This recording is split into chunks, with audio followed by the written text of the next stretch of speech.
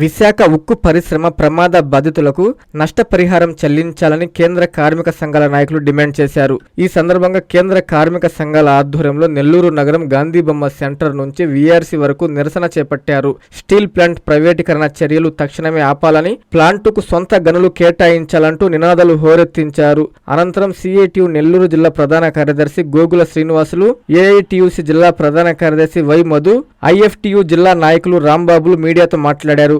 June 8వ తేదీ Visakhapatnam steel plant ప్రమాదంలో 10 మంది కార్మికులు మరణించడంతో పాటు 6గురు తీవ్రంగా గాయపడడం బాధాకరమన్నారు. చనిపోయిన మృతుల కుటుంబాలకు ₹1 కోటి నష్టపరిహారం చెల్లించాలని, అలాగే క్షతగాత్రులకు ₹50 లక్షల చెల్లించాలని వారు డిమాండ్ చేశారు. ఘటనపై న్యాయ విచారణ జరిపి దోషులను శిక్షించాలన్నారు.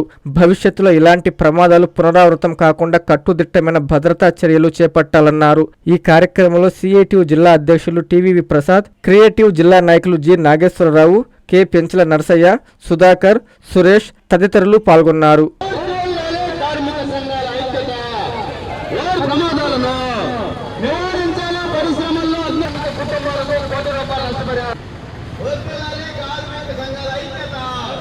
నెల్లూరు జిల్లా కేంద్రంలో కేంద్ర కార్మిక సంఘాలు అట్నే రాష్ట్రంలో ఉండేటటువంటి ట్రేడ్ యూనియన్లు కలిపి ఈరోజు ప్రదర్శన నిర్వహించడం జరిగింది.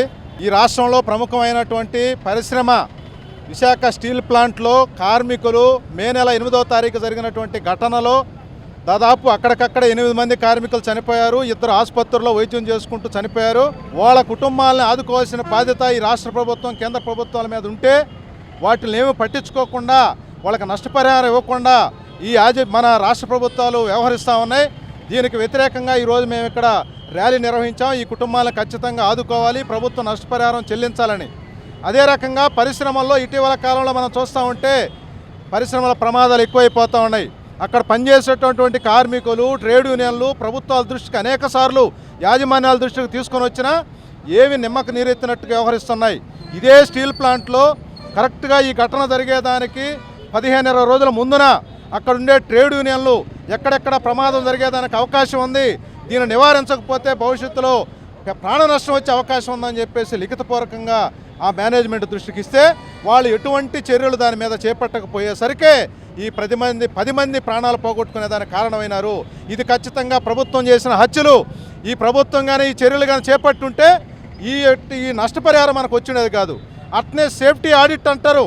ఎక్కడ ప్రమాదాలు జరిగితే ఈ ప్రమాదాలు జరగకుండా దానికి ఎటువంటి చర్యలు చేపట్టాలని చెప్పే సేఫ్టీ ఆడిట్ ఇది కూడా జరగడం లేదు. అందుకనే ఆ పక్కనే ఉన్నటువంటి ఫార్మాసిటీలో 3 రోజుల తర్వాతనే 2 మళ్ళీ కార్మికులు చనిపోయారు. ఇక్కడ అమోనియం లీక్ అయిందని చెప్పేసి ఆక్వా పరిశ్రమల్లో ఉండేవాళ్ళు అనేక మంది చనిపోతున్నారు. ఏంటిదంట కారణం అని అంటే పెట్టుబడిదారులు తమ లాభాల కోసం మన ప్రాణాలని, కార్మికుల ప్రాణాలని ఎరేస్తా ఉన్నారు. ఇది సరైనది కాదు. మీ లాభాల కోసం ప్రాణాలు తీయడమా? ఇది సరైనది కాదు. ప్రభుత్వం వాళ్ళకి మద్దతుగా ఉండడమా? ఇది సరైనది కాదని చెప్పేసి ఈ సందర్భంగా మేము తెలియజేస్తూ ఈ యొక్క ర్యాలీని మేము ఈరోజు నిర్వహించామని అంటే ప్రభుత్వానికి ఒక హెచ్చరికగా మేము తెలియజేస్తూ ఉన్నాం. వెంటనే సేఫ్టీ ఆడిట్ చేపట్టండి, పరిశ్రమల్లో ఉండే ప్రమాదాలను అరికట్టేదానికి చర్యలు తీసుకోవాలని చెప్పేసి మేము కార్మిక సంఘాల తరఫున విజ్ఞప్తి చేస్తున్నాం. మిత్రులారా, నా పేరు రాంబాబు, ఐఎఫ్టియు కన్వీనర్ని. మిత్రులారా, విశాఖ ఉక్కు అంటేనే ఆంధ్రదేశ ప్రజలకు రోమాలను ఎక్కబోడ్చుకుంటాయి. కారణం ఏంటంటే అది ఆషామాషిగా వచ్చింది కాదు. అనేక మంది రక్త తర్పణతో ఆ విశాఖ ఉక్కు కర్మాగారం ఏర్పడింది, అది ప్రభుత్వ రంగంలో. కానీ ఇవాళ పాలకులు ఏం చేస్తున్నారంటే దాన్ని అమ్మేసుకొని బంగారు బాతును అమ్ముకున్నట్టు దాన్ని అమ్మేసుకోవాలని ప్రయత్నాలు చేస్తున్నారు. దానికి వ్యతిరేకంగా విశాఖపట్నంలో ఉన్న ట్రేడ్ యూనియన్స్ ఏకకంఠంతో వ్యతిరేకంగా పోరాడుతున్నాయి. అయినా ప్రభుత్వం చెక్కు చెదరడం లేదు. ఎంత అక్కడున్న వివిధ రంగాల్ని ప్రైవేటు వ్యక్తులకు అప్పగిచ్చేస్తుంది. అదేవిధంగా పాత మిషన్లని మార్చమంటే మార్చడం లేదు. మంచి టెక్నీషియన్స్ అందరినీ ఇతర ప్రాంతాలకు బదిలీ చేశారు. 10 మంది పనిచేసే పని 2-3 మీద పని లోడు పెంచారు. ఈ కారణాలన్నింటి వల్ల అక్కడ ప్రమాదాలు తరచుగా జరుగుతున్నాయి. అందులో భాగంగానే మొన్న జరిగిన ప్రమాదం 10 మంది చనిపోయారు. దాదాపు 18 మంది దాకా గాయాల పాలై హాస్పిటల్లో ఉన్నారు. అయితే ఈ ప్రభుత్వానికి ప్రైవేటీకరణ ఆలోచన బలంగా ఉంది కాబట్టి వాళ్ళకి తగిన నష్టపరిహారం ఇవ్వడంలో ఇవాళకి కూడా వెనకడుగు వేస్తూనే ఉంది. గత ప్రభుత్వంలో పాలిమర్స్ కంపెనీలో ప్రమాదం జరిగితే రూపాయలు ఇవ్వాలని డిమాండ్ చేసిన ఇవాల్టి కూటమి ప్రభుత్వ అధినేతలు అందరూ కూడా ఇవాళ ఏం నోరు ఎత్తడం లేదు, ఏం మాట్లాడడం లేదు. దీనికి నిరసనగా కార్మిక సంఘాలన్నీ వాళ్ళ పోరాడుతున్నాయి. ఈ పోరాటం ఇంత తాగదు, ముందు కూడా కొనసాగుతుంది.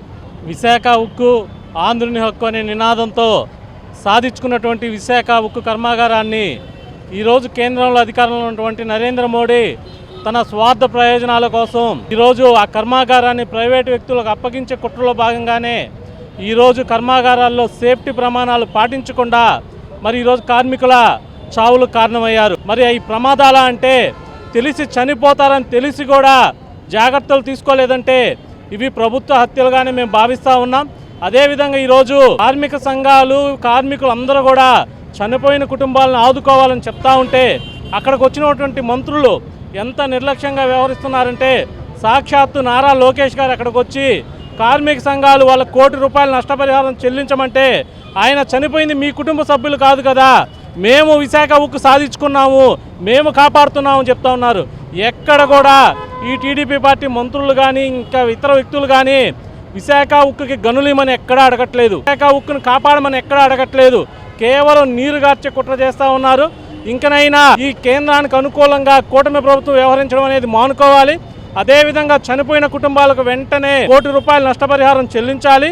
అదేవిధంగా గాయాల పాలైన వాళ్ళకు కూడా ₹50 లక్షల చెల్లించాలని చెప్పి మేము కార్మిక సంఘాలుగా డిమాండ్ చేస్తూ ఉన్నాం. మెడికవర్ హాస్పిటల్స్ నెల్లూరు మిమ్మల్ని తిరిగి సాధారణ స్థితికి తీసుకురావడమే మా ధ్యేయం. అన్ని సదుపాయాలతో కూడిన ప్రత్యేకమైన రీహాబిలిటేషన్ వార్డ్, అందుబాటులో సేవలు ortho and neuro rehab, cardiac and pulmonary rehab, post operative rehab, post transplant rehab, sports injuries and trauma rehab, geriatric and paediatric rehab, cancer and palliative rehab. Medicover hospitals, Chintareddypalem cross roads, Nellore. Contact 040683344555.